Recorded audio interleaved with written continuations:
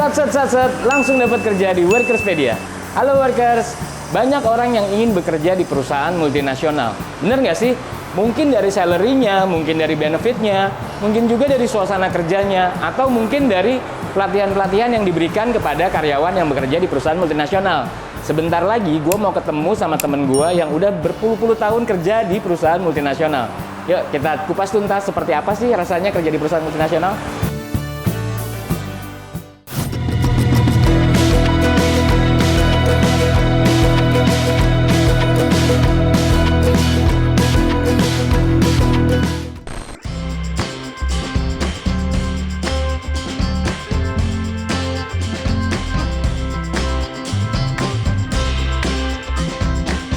Nah, kita udah ketemu nih sama yang tadi gue bilang di awal, temen gue yang udah bekerja di perusahaan multinasional selama puluhan tahun. Bener gak sih? Bener banget, Bener, lumayan ya? lama tapi gue nggak tua-tua banget sih sebetulnya. Baru puluhan tahun lebih dikit lah ya. Jadi gue pengen ngobrol soal tadi bekerja di perusahaan multinasional. Nah sebelumnya kita ini sedang ada di Orica Coffee di daerah Bambu Kuning Cilangkap. Suasananya cozy banget teman-teman. Kalau mau datang ya kita datang. Boleh dijelasin? Mungkin kenalin diri dulu kali ya? Boleh banget. Sebelumnya teman-teman, nama saya Mita Rasalina, cukup dipanggil Mita. Kebetulan pengalaman memang tadi sudah disebutkan ya, cukup lama lah ya, sekitar 20 tahun lebihan. Kebetulan kerjanya di bidang industri kesehatan, 20 tahun di multinational company. Tuh. Jadi cukup ini ya, cukup berbobot lah ya narasumber Mita kali ini. Nah, mungkin bisa dijelasin nggak Mita soal perusahaan multinasional itu sebetulnya apa sih? Sebetulnya multinasional secara umum ya adalah perusahaan yang mungkin secara legalitas dia adalah perusahaan milik asing gitu ya. Tapi dari konteks dari topik kali ini gitu ya, mungkin multinasional itu adalah perusahaan yang terdiri dari berbagai macam cultural, pegawainya bisa dari dalam negeri maupun luar negeri, which is dari beberapa negara yang ada. Nah, banyak yang gue lihat dari komen-komen workers tuh, dan gue yakin banget lah banyak orang yang ingin bekerja di perusahaan multinasional. Menurut lu kenapa sih? Sebetulnya faktornya bisa banyak juga sih, karena pertama pastinya kan secara image ya, ini adalah perusahaan-perusahaan besar gitu ya, yang bayangannya mungkin sebagai kita fresh graduate atau memang pekerja, kita pengen punya pengalaman baru dong, nanti bagus kan CV-nya pastinya. Dan hal lainnya memang secara umum kesempatan belajarnya ini adalah kesempatan yang luar biasa gitu ya, kita bisa mendapatkan ilmu baru, cara bekerjanya juga bisa berkesempatan juga berinteraksi dengan orang-orang yang multinasional seperti itu, multicultural seperti tadi gitu ya. Dan yang paling penting juga mungkin nggak dielakkan juga benefitnya cukup keren sih sebetulnya gitu.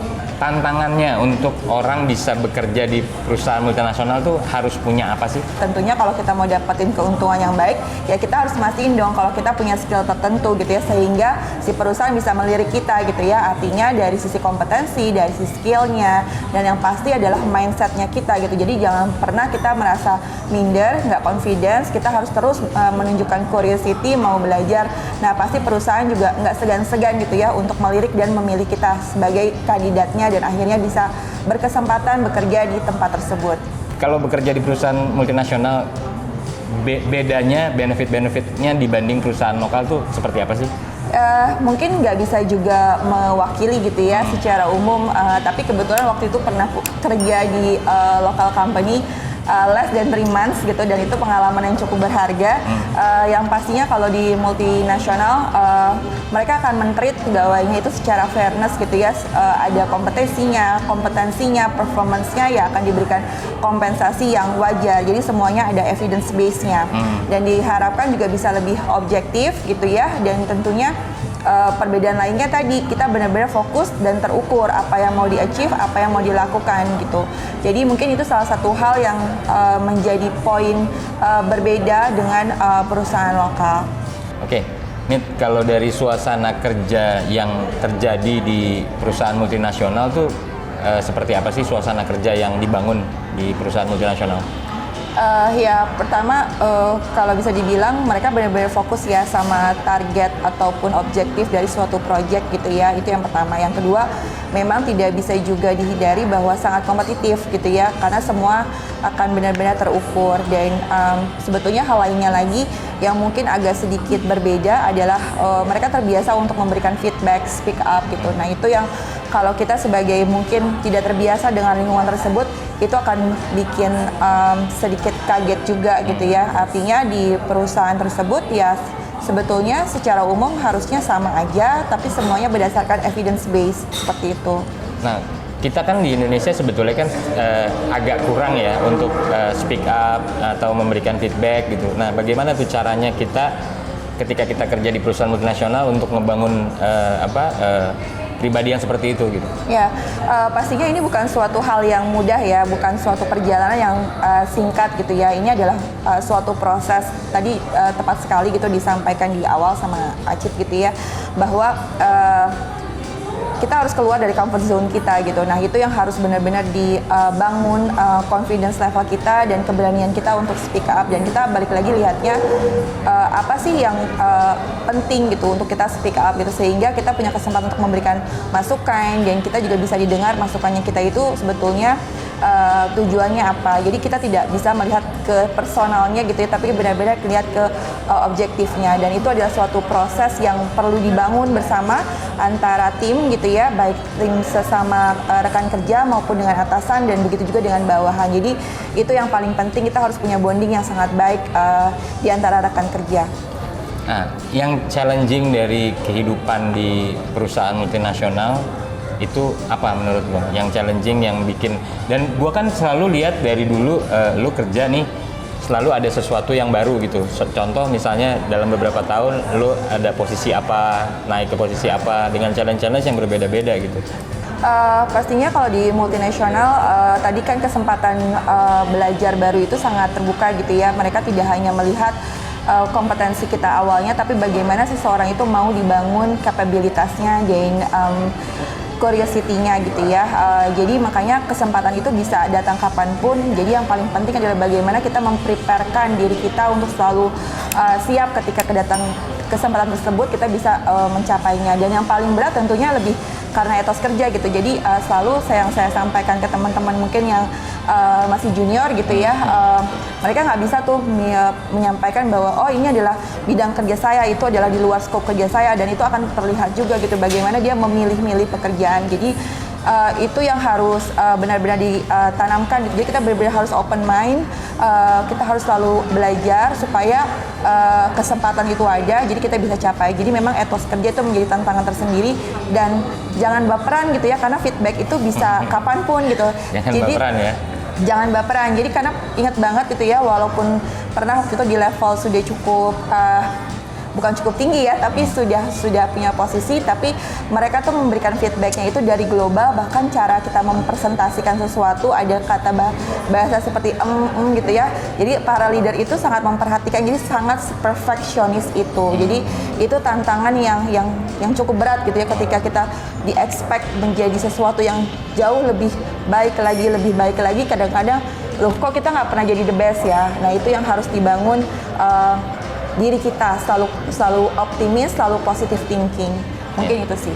Nah kalau yang gue dengar banyak orang yang bilang kalau kerja di perusahaan multinasional itu lebih memanusiakan manusia lah ya. Maksudnya mungkin dari pengalaman-pengalaman yang gue dengar juga dari lo kalau cerita sama gue, contoh misalnya kalau misalnya di perusahaan lo tuh nggak boleh tuh orang atasan sama bawahan pergi keluar negeri misalnya bareng-bareng dalam satu kamar. Padahal kalau di perusahaan lokal mungkin berpikirnya yang penting budget wise ya udah mereka bisa. Nah sampai sejauh itukah dan apa alasannya menurut lo kayak gitu? Sebetulnya sih memang kalau dilihat komitmen perusahaan sendiri terhadap karyawannya cukup mereka cukup punya komitmen yang sangat tinggi. Jadi aspek dari sisi kenyamanan, privacy, keamanan itu menjadi faktor utama yang sangat dipertimbangkan gitu ya. Jadi bukan hanya privacy, bagaimana mereka misalnya mau mendisclose agama mereka, mau mendisclose preferensi mereka dalam menikah misalnya, atau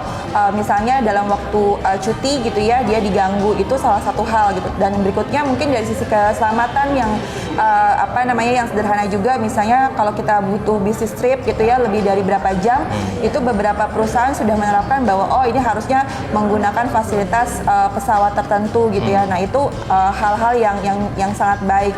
Dan yang paling penting dan berharga gitu ya, karena kita nggak pernah tahu bahwa kita bekerja di mana, yaitu adalah personal development tadi gitu. Jadi kita diberikan kesempatan selama kita mau belajar, kita mau membangun skill kita tuh apa, dan itu menjadi fokus utama dari perusahaan. Nah, kalau tadi ngomongin soal bisnis trip atau apa, itu apakah dari setiap perusahaan, misalnya let's say satu perusahaan yang memang cabangnya di Indonesia sama cabang di Singapura atau cabang di luar negeri lagi yang di pusatnya mungkin itu SOP-nya sama, standarnya sama seperti itu?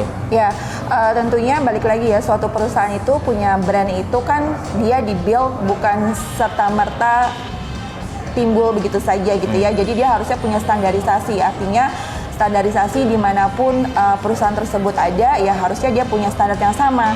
Jadi memang secara headquarter ataupun global mereka punya policy tertentu, dan umumnya di affiliate atau negara itu akan mengikuti standar tersebut. Jadi bukan hanya berlaku misalnya di Amerika saja atau di Swiss saja, tapi di setiap affiliate itu harusnya juga berlaku. Dan menariknya memang kita sebagai affiliate gitu ya, misalnya for the sake of kayak cost efisiensi, udah deh karyawan saya yang penting jalan gitu ya, saya nggak cut gitu.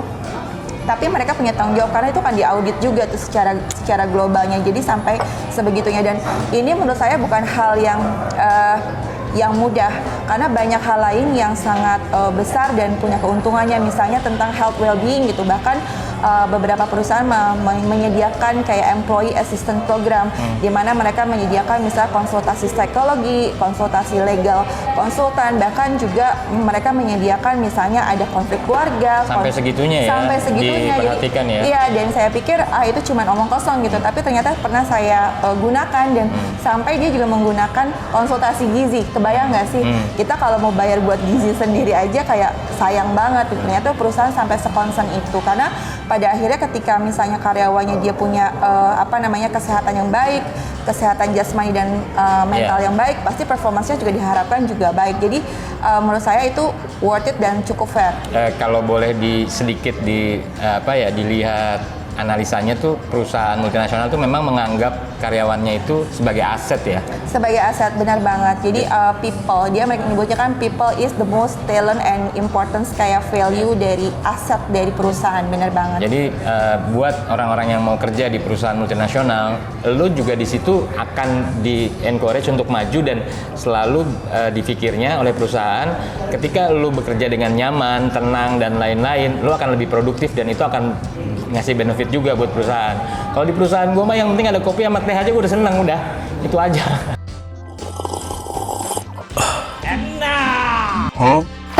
Nah, workers, gue udah ngobrol banyak ya sama Mita ya tentang perusahaan multinasional. Buat kalian yang nonton dan mau kerja di perusahaan multinasional, mungkin insya Allah ini bisa jadi modal kalian juga untuk tahu seperti apa sih bekerja di perusahaan multinasional. Setelah ini gue pengen ngobrol lagi sama Mita soal multikultural yang terjadi di perusahaan multinasional. Intinya sebetulnya yang tadi dia bilang kan, perusahaan multinasional kan terdiri dari berbagai macam orang ya. Bagaimana sih rasanya kerja dengan orang-orang dengan ras yang berbeda? Gue pengen ngobrolin soal itu. Langsung dapat kerja di Workerspedia.